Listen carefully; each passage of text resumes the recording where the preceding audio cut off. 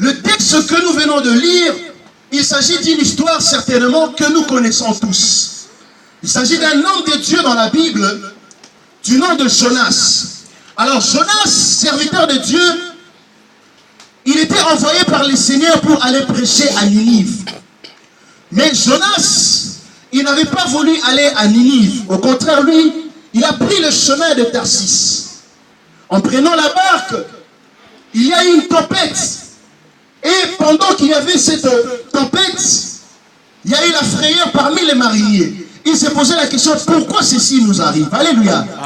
Bien-aimés dans les seigneurs, quelquefois dans la vie, quand nous avons des problèmes, quand nous sentons que les choses ne marchent pas, nous devons aussi nous poser la question de savoir pourquoi ce malheur. Alléluia. Amen. Les mariniers, ils ont constaté.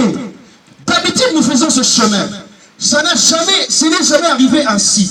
Mais aujourd'hui, exceptionnellement, nous avons une grande tempête et si nous ne faisons pas attention, nous allons mourir. Alléluia. Amen. Et quand la tempête a commencé, Jonas, lui, il savait déjà. Il savait que ça, c'est l'éternel. Alléluia. Amen. Il est parti se cacher. La Bible dit il s'est endormi. Mais les mariniers, toujours inquiets, ils ont commencé à se poser des questions. C'est ainsi qu'ils ont réveillé Jonas pour lui dire il faut qu'on cherche au sort pour savoir qui nous attire ces problèmes. Alléluia. Bien-aimés dans les seigneurs, ça nous fait comprendre que deux fois dans la vie, il faut se poser la question. Quand un problème arrive, quand une situation compliquée arrive, il faut se poser la question de savoir pourquoi ceci. Alléluia. Même les hommes, dans la gestion de l'entreprise, ici, ils constatent qu'aujourd'hui, ou dans ce mois, nous n'avons pas bien vendu, ils vont se poser la question, pourquoi ceci? Alléluia. Et dans cette situation, ils se sont posé la question, pourquoi c'est arrivé? Pourquoi nous devons périr? Qu'est-ce qui ne va pas? Et quand ils ont jeté au sort, ils ont compris que le problème, c'était Jonas. Parce que Jonas, au lieu d'aller à Ninive, il est allé à Tarsis. Alléluia. Amen. Qui est derrière ton problème? Bien aimé dans les seigneurs, la première des choses à savoir, que très souvent, derrière certains problèmes, il y a des facteurs. Alléluia. Amen. Il n'y a jamais rien pour rien. Il y a toujours quelque chose qui cause une chose pour qu'elle puisse arriver. Alléluia. Comme dans cette situation, c'était à cause de Jonas. Jonas n'a pas obéi à la volonté de Dieu. La volonté de Dieu était qu'il puisse aller à Ninive, mais lui, il est allé à Tarsis. Donc, nous comprenons que parmi les facteurs qui font que les problèmes puissent arriver, d'abord, c'est l'homme qui est à la base de son propre problème. Alléluia. L'homme est à la base de son propre problème. Qui est derrière ton problème? Des fois, examine-toi d'abord pour savoir, est-ce que tu n'es pas l'auteur de ce qui t'arrive? Alléluia. Pourquoi l'homme est à la base de son propre problème? C'est la question qu'on se pose. L'homme est à la base de ce qui lui arrive quand il quitte la volonté de Dieu. Alléluia. Amen. Ici, nous avons vu Jonas, il a quitté la volonté de Dieu. Il a délibérément désobéi à la voix de Dieu. Alléluia. Non, Jonas, il est très courageux. Il a vraiment entendu la voix de Dieu. Mon fils, va à Ninive. Mais lui, il a dit jamais. Alléluia. Non, moi, j'aime cet homme. Alléluia. C'est vrai qu'il a fait quelque chose de mal, mais ce qu'il a fait, ça m'étonne un peu. Comment Dieu peut parler à un homme? Dieu te dit, va ici. Lui, il dit jamais. Moi, je pars de l'autre côté. Alléluia. Bien-aimés dans le Seigneur, c'est ce qui arrive aussi dans nos vies. Des fois dans nos vies, nous ne voulons pas demeurer dans la révélation, mais nous voulons faire les choses selon nous-mêmes. Alléluia. Bien-aimés dans le Seigneur, nous sommes les enfants de Dieu. La Bible dit ceux qui sont conduits par l'Esprit de Dieu sont enfants de Dieu. Amen. Ce qui implique que les choix que nous faisons dans nos vies doivent être influencés par la volonté parfaite de Dieu. Amen. Combien, bien aimés dans le Seigneur, ils ont fait des faux mariages parce qu'ils n'ont pas obéi à la volonté parfaite de Dieu.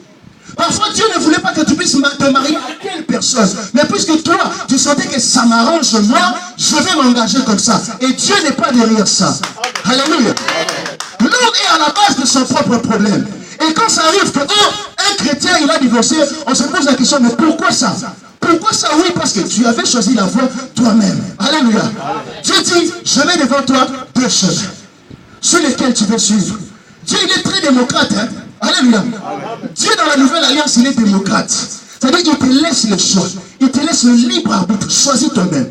Soit tu me suis, tu vis. Soit tu ne me suis pas, c'est ton problème. Alléluia. Donc l'homme est à la base de son propre problème lorsqu'il quitte la volonté de Dieu. Nous allons voir ça dans le livre de Josué, chapitre 7. C'est une histoire qui s'est passée. Alors que les enfants d'Israël, ils étaient dans la conquête des pays. Quand ils ont commencé à conquérir Jéricho, ils s'avançaient. Josué chapitre 2 et chapitre 7, pardon, verset 10 au verset 13. Je lis. La Bible déclare, l'Éternel dit à Josué, pourquoi restes-tu ainsi couché sur ton visage? Israël a péché. Ils ont transgressé mon alliance que je leur ai prescrite. Ils ont pris des choses dévouées par interdit. Ils les ont dérobées et ont dissimulé. Et ils ont caché parmi leurs bagages. Aussi les enfants d'Israël ne peuvent-ils résister à leurs ennemis? Ils tourneront le dos devant leurs ennemis car ils sont sous l'interdit. Je ne serai plus avec vous si vous ne détruisez pas l'interdit du milieu de vous. Lève-toi, sanctifie le peuple, tu diras, sanctifiez-vous pour demain, car ainsi parle l'Éternel, le Dieu d'Israël, il y a de l'interdit au milieu d'Israël. Alléluia. Amen.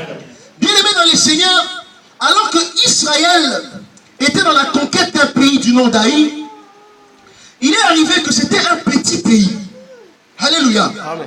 Et ils n'avaient pas besoin d'un grand nombre de soldats ou des hommes de guerre pour aller conquérir ce pays. Ils ont donc envoyé un petit nombre de gens. Mais à leur grande surprise, ils ont connu la défaite. Alléluia. Et face à cette défaite, Josué il a commencé à pleurer. Il a commencé à se lamenter. Parce qu'il savait que Dieu lui avait promis qu'il sera avec lui comme il a été avec Moïse. Qu'il sera avec lui, que rien ne lui résistera. Alléluia. Amen. Mais quand ils sont allés en guerre, ils ont perdu. Et Josué, comme il était un homme spirituel, il est allé consulter l'Éternel. Il voulait savoir qu'est-ce qui était à la base de ce problème. Et en consultant Dieu, le Seigneur lui a dit, il y a l'interdit parmi le peuple. Or, alors qu'Israël était en conquête, ils avaient pris des biens qui ne leur appartenaient pas. Dieu les avait interdit de prendre les butins des pays dans lesquels ils allaient aller.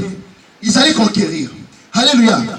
Et comme il y avait un groupe de gens, ils ont désobéi délibérément à la voix de Dieu et ils ont pris le butin, ils ont gardé pour eux, ils ont dissimulé. Alléluia. Et Dieu, il était très fâché. La colère de Dieu s'était enflammée.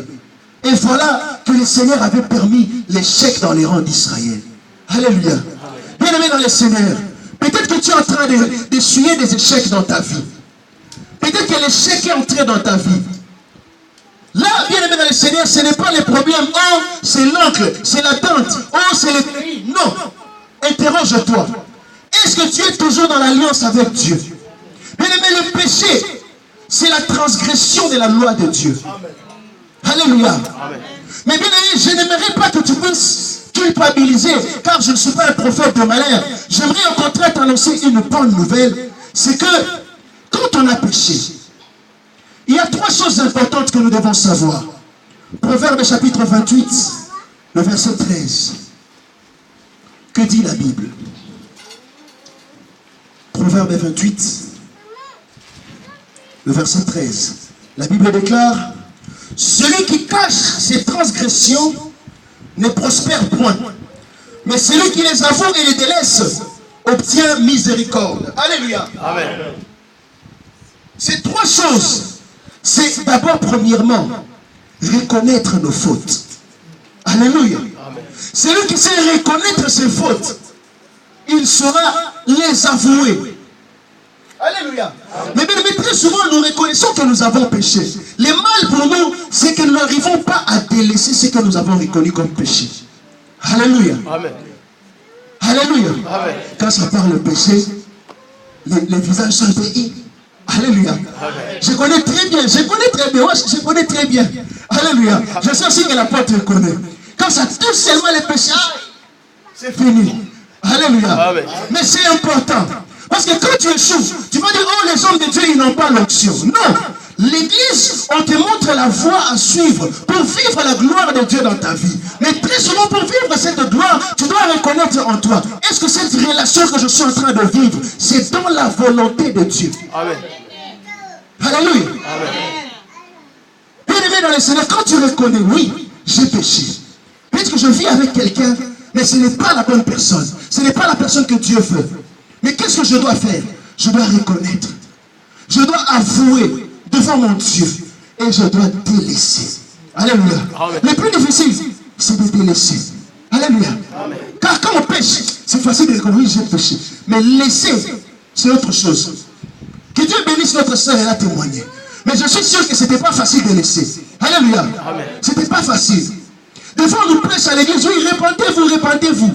C'est bien, répentez-vous. Mais le fait de laisser ce qu'on a l'habitude de faire, cela c'est autre chose. Mais moi, j'aimerais t'annoncer une bonne nouvelle. C'est que pour pouvoir laisser, ne compte que sur le Saint-Esprit. Amen. Alléluia. Amen. Tu as peut-être une relation. Tu veux te détacher de cette relation qui ne t'amène pas vers la gloire de Dieu. Demande le Saint-Esprit. Demande l'assistance du Saint-Esprit. La Bible dit que ce n'est pas par la force. Ce n'est pas par la puissance, mais c'est par l'Esprit de Dieu. Amen. Alléluia. Amen. Donc l'homme lui-même est à la base de son propre malheur. Mais bien aimé dans le Seigneur, il n'y a pas que l'homme. Alléluia. Amen. Oui, il n'y a pas que l'homme. Il y a encore aussi un agent qui cause les malheurs dans la vie des hommes. Alléluia. Amen. Dites-moi même pour que je le cite. Amen. C'est Dieu lui-même. Alléluia. C'est Dieu lui-même. Dieu lui-même, des fois, il est à la base de nos malheurs. Alléluia. Les gens se disent, évangéliste, Dieu qu'on a adoré ici, Dieu qu'on a loué ici. Oui, ça c'est la bonne face de Dieu. Alléluia. Amen. Mais bien aimé dans le Seigneur, Dieu est un excellent professeur.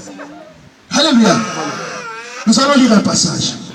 Deutéronome chapitre 8, versets 1 à 7. Que dit la Bible? Je lis, vous observerez et vous mettrez en pratique tous les commandements que je vous ai prescrits aujourd'hui, afin que vous viviez et que vous vous multipliez et que vous entriez en possession du pays que l'Éternel a juré de donner à vos pères. Écoutez encore.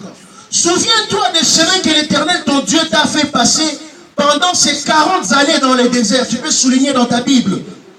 Afin de t'humilier et de t'éprouver, pour savoir quelles étaient les dispositions de ton cœur, et si tu garderais ou non les commandements, ces commandements.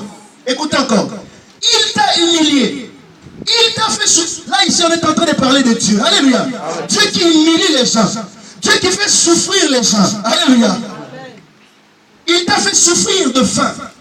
Il t'a nourri de la manne que tu ne connaissais pas et que n'avaient pas connu tes pères, afin de t'apprendre que l'homme ne vit pas de pain seulement, mais que l'homme vit de tout ce qui sort de la bouche de l'Éternel. Ton vêtement ne s'est point usé sur toi, et ton pied ne s'est point enflé pendant ces 40 années. Reconnais en ton cœur que l'Éternel, ton Dieu, te châtie comme un homme châtie son enfant. Alléluia. Amen. Nous pouvons nous limiter là. Bien aimé, ici, on nous montre comment est-ce que Dieu il est en train de parler à Israël. Dieu, quand il a sorti le peuple d'Israël en Égypte, dans sa volonté, il voulait les amener dans la terre promise, là où coule le lait et le miel. Mais Dieu ne voulait pas les emmener comme ça. Il leur a fait passer par les déserts. Alléluia. Amen. Ils ont fait 40 ans dans les déserts, dans la souffrance, dans l'humiliation. Alléluia. Amen. Bien aimé, Dieu des fois, il est derrière certaines souffrances, surtout les souffrances de ses enfants. Alléluia. Tu es peut-être là. Tu te dis, j'ai fait 30 ans dans la foi. J'ai fait 10 ans dans la foi. Je crains le Seigneur. Je sers le Seigneur. Mais pourquoi je souffre? Alléluia. Là encore, il ne faut pas chercher les sorciers. Là encore, il ne faut pas chercher. Oh, non. Alléluia. C'est dans la volonté de Dieu que tu puisses souffrir. Il y a des gens qui souffrent non pas parce que c'est leur famille qui veut, mais c'est parce que c'est Dieu qui veut ainsi. C'est dans les plans de Dieu que cet homme puisse souffrir. Alléluia. Il y a des gens comme ça. Regardez par exemple Job. La Bible dit que c'était un homme pieux. Il craignait le Seigneur. Mais dans sa vie, Job, il a souffert. Il a connu des moments de calamité parce que Dieu avait permis. Alléluia. Amen. Dieu, des fois, il permet. 40 ans dans le désert, Israël, qu'est-ce qu'ils ont fait? Ils ont fait 40 ans dans les déserts, dans la souffrance. Dieu dit, je t'ai fait souffrir de la faim.